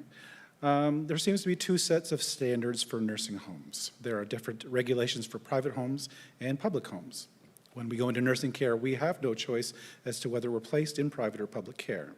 The government only talks about better air quality for public homes. All seniors deserve good air quality. My husband is in a private care home and it has been up to 30 degrees in his room. They only have fans in his corridor blowing stale and hot air. The problem is only going to get worse as the weather gets warmer. What can be done about problems at private nursing homes? Yeah, so I've had that question before. So we've created a capital grant program for our private long-term care homes to address this issue. And again, from a parity perspective, we did an extensive report about 2 years ago that has 17 recommendations in order to bring parity to both our public and long-term care homes. There's 17. There's a lot of work to do. Wage parity was one of them that we tackled first, so we want to ensure that we have staff stability, that we don't have people moving from private to public or vice versa. So we've made those changes. So again, a capital program in order to improve. And again, with the report of 17 recommendations, we continue to work on. Looking up at microphones to see if anybody's got a question. So please line up if you do. Oh. If you could introduce yourself and we'll take your question. My name is Barbara Brookins, and I'm the president with the PEI Nurses Union. So congratulations on all the accolades from the first part of the night, but I do have some questions. And one of the questions is kind of around the data collection and how the numbers seem to change depending on who's reporting them, right down to the annual report that we have. That doesn't seem to be consistent with the numbers that you're even presenting here when you're talking specifically about staffing and bringing in more bodies. And the number's gone anywhere from 10 to 300 and somewhere during Melanie's report, and it seems to be not as transparent as we'd like to, because the numbers are kind of skewed in the sense that you're telling us how many staff you're bringing in, but you're not telling us how many staff are going out on the other end. And so when we're looking at numbers in our own organization, we're not seeing the changes in the numbers that are being reported by Health PEI. So it's frustrating for us when we're trying to look at a deficit in health human resources and nursing specific to our organization. But, you know, we want to be talking the same language that you're talking, but yet we don't have obviously the same access, or none of us seem to have the same access to the data. So that's the start of the question. Hi, Barb. So it's a great question, and it's a shared frustration, I will tell you. So when we're speaking about numbers, as you know, we can be talking about FTE count. We can be talking about actual FTEs. We can be talking about people. We talk about calendar years. We talk about fiscal years. We talk about full-time and permanent staff. We talk about casual staff. All of those numbers exist and are reported. They are reported differently depending on the venue. And in my speech earlier this evening, for instance, I was talking about like since 2024 up to today, because I said to my speech writing team, just tell me where we are today. What's the difference from where we were when I came here and where we are today? I think the important point is that we are making net increases to the workforce. That is certainly playing out in the financials that you see here. We are also, importantly to me, and I think to you, and we've had this conversation before, making our workforce more stable, right? So we are hiring more full-time people and creating more opportunities for part-time nurses, part-time staff to become full-time professionals. I did get a number reported to me the other day, and I'm looking at my chief of HR, that in April of this year, for every one part-time staff we had, nurse we had 2.8 full-time. Today, in October, for every one part-time nurse we have 3.8 full-time.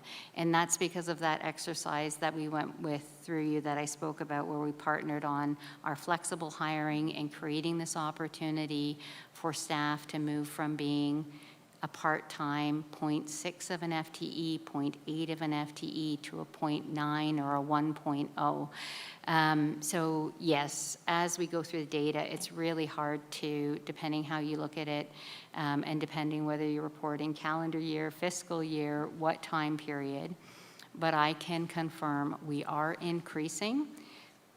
There has been no limit on our hiring. When I said earlier about the tremendous support that we've received from government, that is the support. And to my point, we can't deliver our work without the people. So we are hiring. We have made net increases. We can get you, if there's a way that you want the data presented, we can get that for you. But the takeaway is there are far more nurses here than there were in the last 2 years. We hired 53 full-time nurses out of the last graduating class from UPEI. We've brought in 30 IENs this year, and then through our flexible hiring, we just continue to add more and then to hire people up into full-time positions, and it's our commitment to keep going with that. So it's a great commitment. And unfortunately, when we look at our information, and my information is based on how many nurses, because I represent registered nurses and nurse practitioners. So the number in the report shows that, we went from 50-some positions for nurse practitioners up to 93 positions for nurse practitioners. But again, what's not transparent is that those positions are not filled. So the other 40 positions that have been added in are not filled. They are vacant. They are not paying dues to the Prince Edward Island Nurses Union, so they do not exist in my eyes because they're not there. And the same with the registered nurse positions. When I look at the increases over the last year, there's one number that you're giving me that's 373, and I'm like, well, first of all, it's less than 100 for the members that are actually paying dues, so the ones that are actually boots on the ground working. And we get the vacancy report from Health PEI. We struggle sometimes to get an editable version, I guess, of the data so that we can actually, look at the different categories of nursing and try to figure out where the vacancies are. But the numbers don't align. And when we're looking at the resource, the actual resource, we're looking at the nurses that are boots on the ground, the ones that are actually working, not the ones that are on mat leave, not the ones that have been recruited from somewhere they're not here yet, and not the ones that are, you talk about FTEs and you talk about, how many bodies. So obviously for people that are in the health system, we understand that FTE doesn't equal number of bodies. But, like the flexible hiring initiative, as far as it related to the Prince Edward Island Nurses Union, was not an effective way to address the staffing shortage. It wasn't, because there was 400 positions posted for PEI and U, and 34 members who currently work with Health PEI transitioned from part-time positions into full-time. That was the number that was given to us by Health PEI. And that lines up with the dues-paying members and the number adjustments that we've seen when we look at our data coming, when the dues are being sent to the union office. So when we're looking at our members and we're looking at recruitment, and I've been noted to say in the last couple of weeks that the employer and Health PEI is highly focused on recruitment right now. And I understand that there's only so much money in the budget and you got to focus one direction first, but you can't be bringing in people and recruiting them without focusing on the retention side. And the retention side, I'm not talking about the pins and I'm not talking about anything else but what we're hearing from the frontline nurses. And our members are saying that they're not committing to full-time employment with Health PEI anymore because they can't get time off. You know, they're finding their workloads are heavier. There's a lot of vacancies in the system. When they come to work, they're working above and beyond because people are missing and they're not getting recruited in. They're working a lot with agency nurses. Our agency nurses, which for people that don't know are people that are not Health PEI employees but are contracted in, have tripled over the last year. And so it hasn't led anything to stabilizing the permanent health resources that we have within our system. And I'd be interested to know from the CFO whether or not the $28 million that was spent in 2024 is actually in this budget. Like if this shows up in the salaries of Health PEI employees or whether or not that is above and beyond or comes from another pot of money. Well, I'll try to respond. So just before we go there, I just want to go back to the number of nurses that have been hired into the system and the success of, it's an internal program that we call flexible hiring, but each one of those hires comes to me for approval, and I have approved over 1,500 different positions to be recruited. Not all of those are nurses, but a significant proportion of those were nurses, and those positions have been posted, recruited, filled through students and others. And if you're not seeing the information align with what we're seeing and what we're spending on salaries, I do think it's probably appropriate for us to have your finance or your staff sit down with ours, because I'm confident that those programs and that work has led to progress. I've actually heard from the field and from many staff, friends of people that well, everybody's friends here, but you know, they were going to leave Health PEI, but then we were able to recruit another ex-person to work alongside them, so now they're going to stay for another 5 years. That's an anecdote, but when I look at the data and I look at those anecdotes, that aligns. I do want to answer your question about agency staff, and Barb, I came to your AGM to talk about that. Both myself, the minister, the board are clear that we need to reduce our reliance on agency staff immediately. And that is why we were pursuing aggressively these plans to use flexible hiring, the salary and the support we had for recruitment, so that we could stabilize the workforce, create the stability that we needed so that we wouldn't lose services. And now we are going through line by line, agency staff by agency staff, not all our nurses, as you know, and finding ways to populate those positions with full-time Health PEI staff. That data gets reported to me weekly because I'm seized with it. And you know that I want full-time, part-time, I want Health PEI staff in those positions as well. But we couldn't do it at the sake of collapsing services. So stabilize the services. That comes through hiring staff and people, and now we're working through the agency staff to place people to recruit into those positions and to do that as quickly as possible.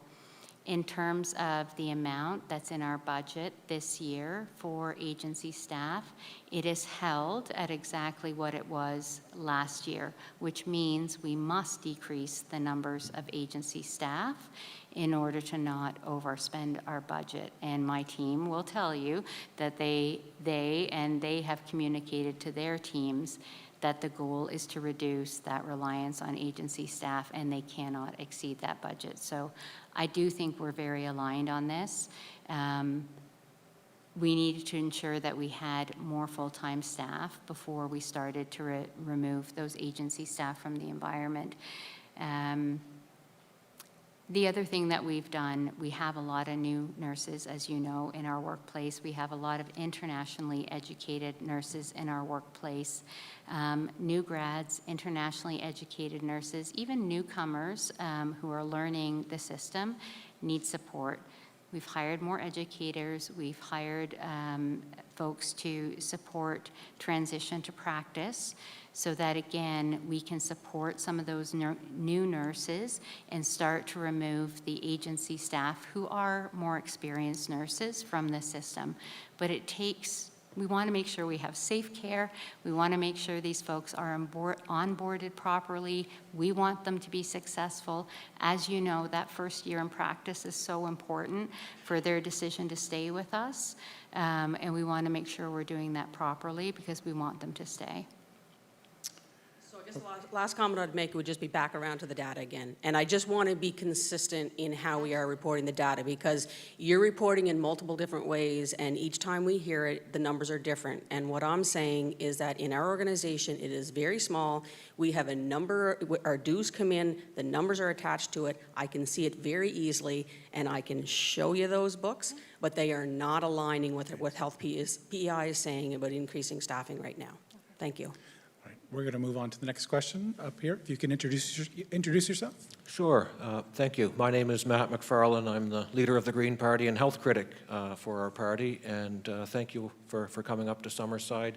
I can read your mind, Mel. You're wondering how after a 3-hour committee meeting last week this guy can still have questions, but I promise I'll be quick. First of all, I'd like to thank Chair Diane and the entire board of Health PEI for the hard work in setting the strategic direction and priorities for the province, for the Health PEI healthcare system. And also I'd like to thank the award winners this evening and congratulate them for their awards and all the hard work that they're doing to bring success and progress to our healthcare system. So as the minister and Mel can attest, a lot of my concerns when it comes to the delivery of our healthcare services in our province revolve around the cost, and Sean, you covered them off very well in the presentation that you gave. What we're seeing, of course, now is over $1 billion directed towards Health PEI's delivery of healthcare services, and in the last year we've seen a pretty significant increase at the corporate services level and the external professional services level as well, which is money that's not going to the front lines of our healthcare system and those who are delivering healthcare services. We've talked pretty in depth with respect to the travel nurses, which is a big concern of mine. I think it's pretty safe to say that if it wasn't for the agency nurses, the travel nurses, we wouldn't have at the Prince County Hospital right now our ICU standing back up or our robust emergency department system without those travel nurses on the ground here. So I think the sooner that we can get away from those private service delivery providers in our healthcare system, the better.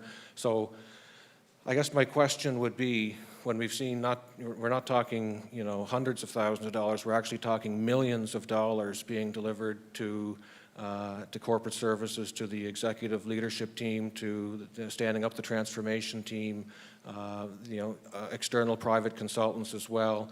Is that going to be an ongoing year-over-year spend, or can we start to see some of that external spend reined back and maybe put back into our front lines? Because we've heard from our Auditor General we're in a fiscally unsustainable situation.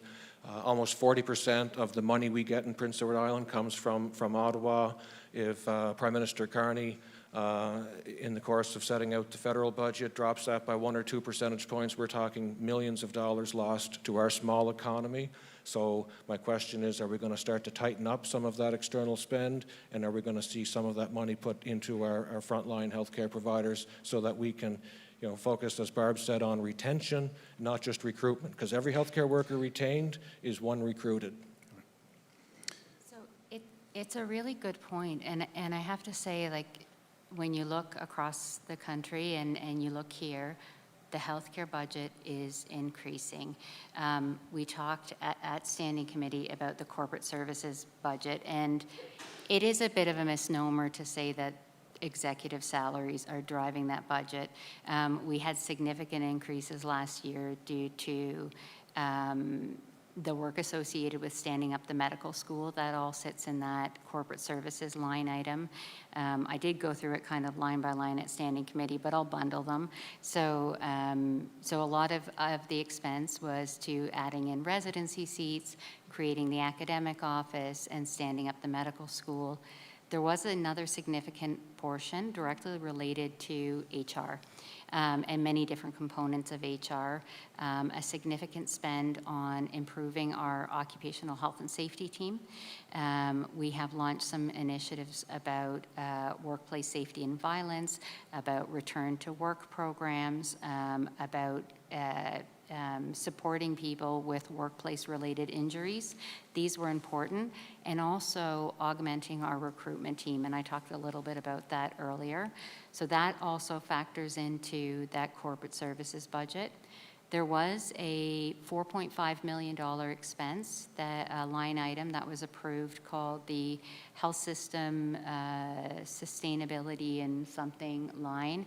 That is the funding that we use to bring in KPMG to help stand up and deliver the work on surgical backlog, our diagnostic imaging backlogs, the hospital system flow, getting our new patient registry tool set up, doing the evaluation of our patient medical homes and creating the plan for them.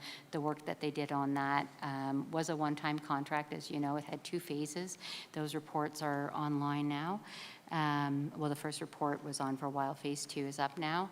And then I think generally about the ongoing increases in healthcare, this is going to be an issue. We have had a significant vacancy if you look back the last 2 years, and I think that's what you were saying, Barb, like where are the staff going? So not only do we need to address the vacancies that existed, but you also have to grow your staff to keep pace with the services and the services that weren't keeping pace even before you had vacancies.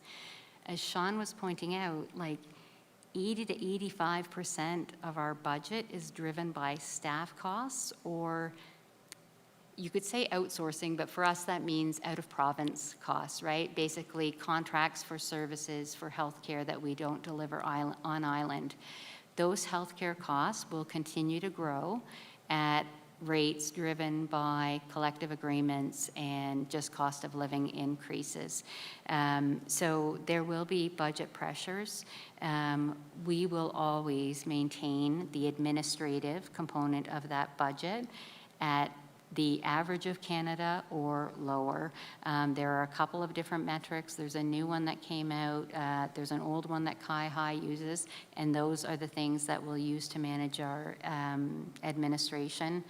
Our new executive structure, for instance, is smaller than what it was previously by 1, but still we didn't grow it. And our commitment is to continue to drive the funding towards front lines, but recognizing because that staff, that will grow. And again, if you want to recruit people and you want to retain people, some part of that is tied to compensation, and that will create an incremental and compounding increase on the budget.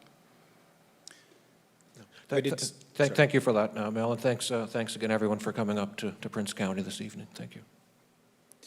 We did start a few minutes late on the questions, so we do have time for one more if there's someone who's got a question.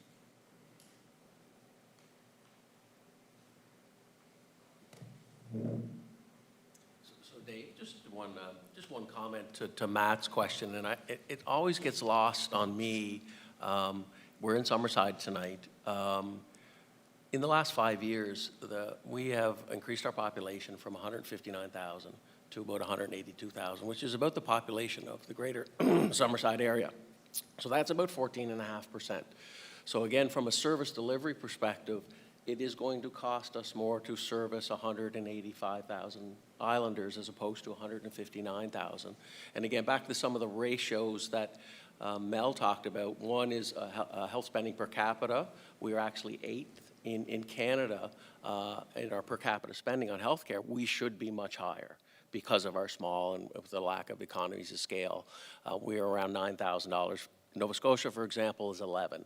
So both Nova Scotia, New Brunswick, and the Atlantic region actually exceed our per capita spending. So, you know, Mel's team and Health PEI, there could be an argument that they're doing more with less, relatively speaking to some of our neighbors. So the other one is a corporate services expense ratio. I'm talking Sean's language here, but across the country it's about 4.4%.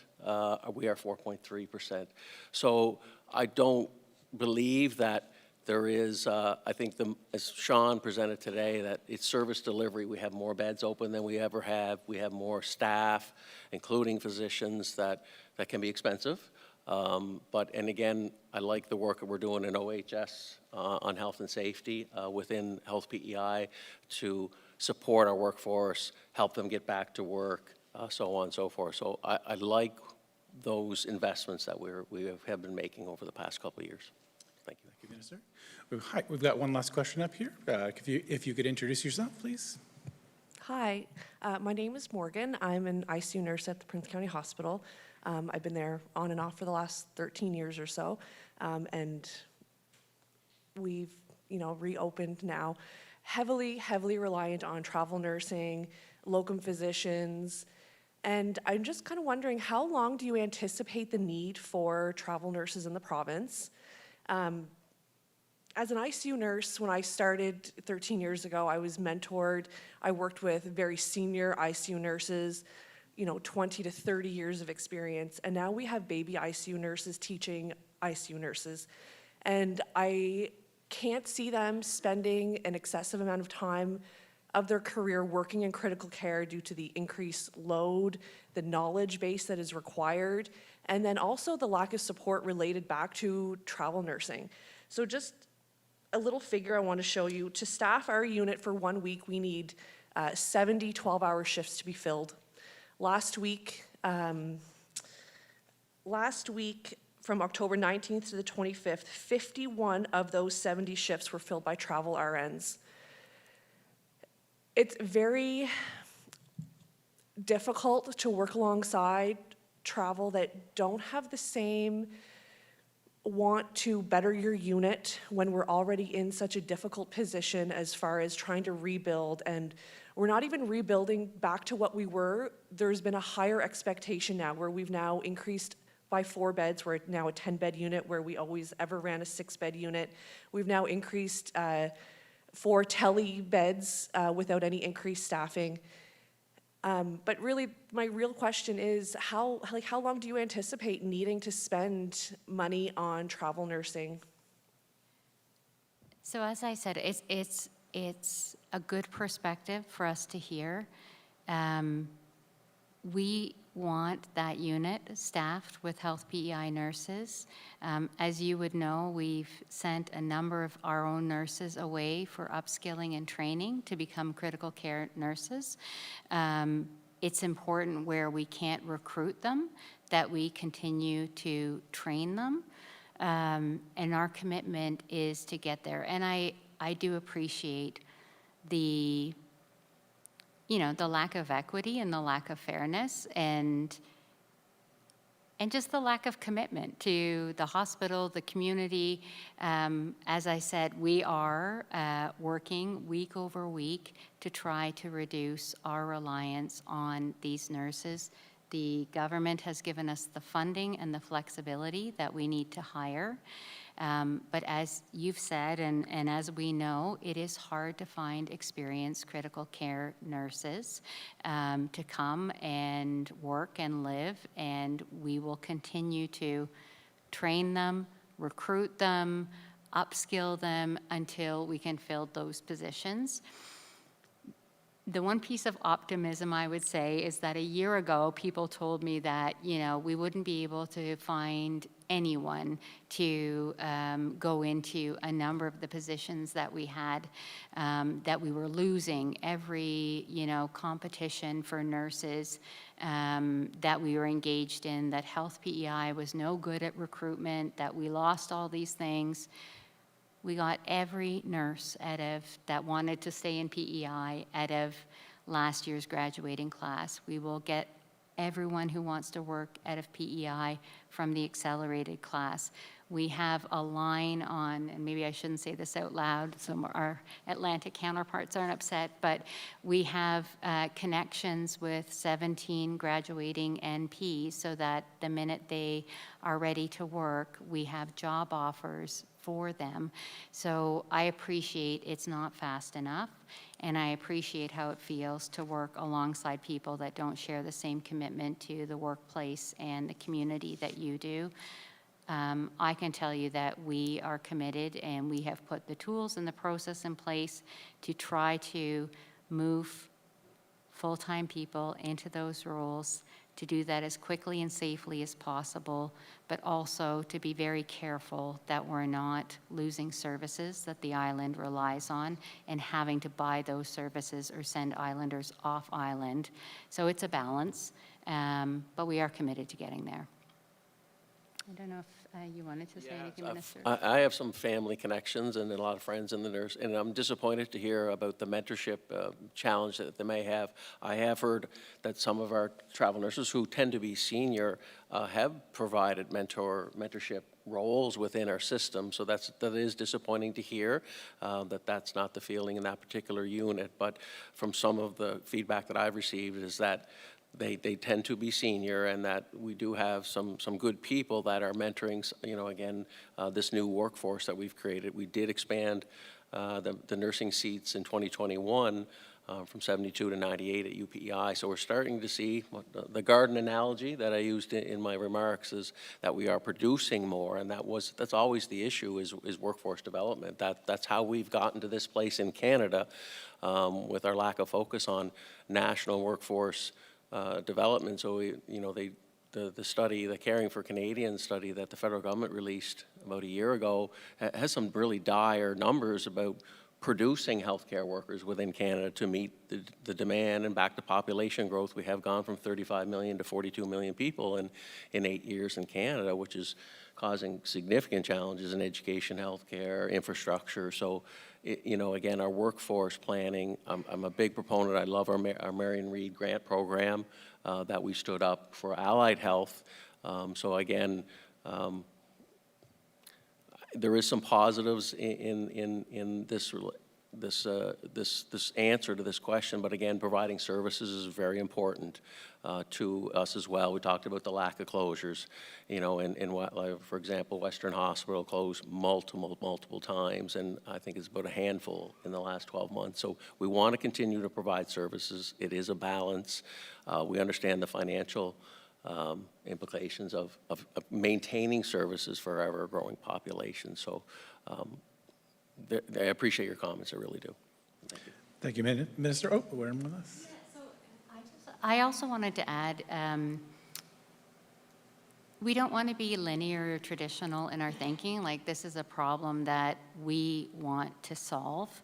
And so we are open to using any and all levers that we can to address these issues. So as I said, training, upskilling, recruiting, building our own pipeline. One of the other things, and I didn't sort of call it out earlier, but when I talked about that partnership with some of our Atlantic colleagues, we do have different generations and different types of employees today who don't necessarily want to have a full-time committed relationship to one health authority, and I think that's a reality that we're living in. And I think that was a reality that was kind of supported through the pandemic. So we have been talking in partnership with our Atlantic health authorities about how do we come together to create an environment where we can still have nurses working throughout a public system, having staff working throughout a public system, but create opportunities for them to practice in different environments. If that's something that would help us maintain the public healthcare workforce. And so that's one thing that we're also doing. I think the training and the upskilling is really important, but clearly if there are other ideas, other suggestions, we're prepared to take those on. And I do think we came up with some interesting collaborations that I'm not sure other health authorities and unions have been able to do before, and I think that lays the groundwork for us to come up with other ways of working together to solve these problems jointly. Okay, thank you, Mel, and thank you everyone for the questions. All right, just one additional comment to that conversation. For those of us who represent the private sector on the board, I can certainly tell you that the recruitment and retention challenge is one that every sector is feeling today.